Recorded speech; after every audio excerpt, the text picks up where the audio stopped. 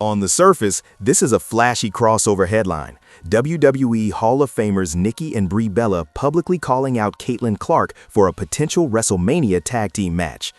But beneath the entertainment angle, there's a more telling development. Clark's brand now operates well beyond basketball. Even after an injury-limited WNBA season, she remains culturally relevant enough to be discussed in WWE storylines.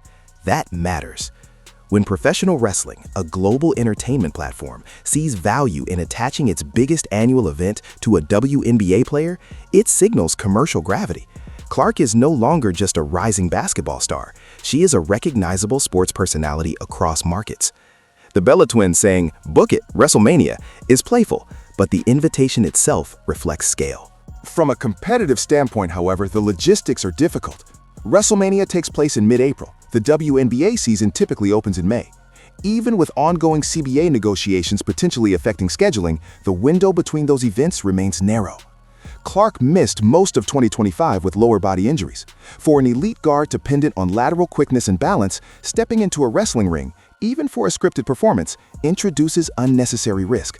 Professional wrestling requires physical contact, fall mechanics, rope rebounds, and body control under theatrical impact.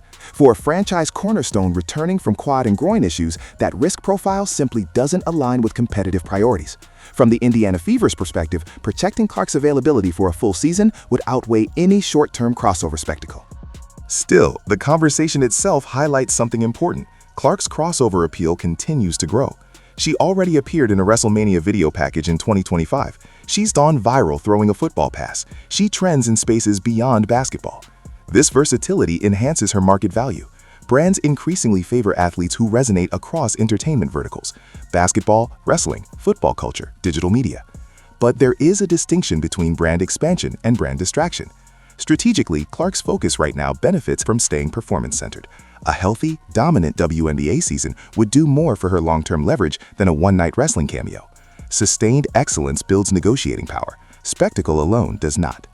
The fact that this story even exists speaks to the WNBA's expanding cultural footprint. A decade ago, the idea of WrestleMania building buzz around an active WNBA star would have felt unlikely. Today, it feels plausible enough to trend. That's not accidental. It reflects rising ratings, increased media attention, and star-driven visibility. For Clark specifically, the equation is simple. Her influence is now large enough to invite crossover conversations.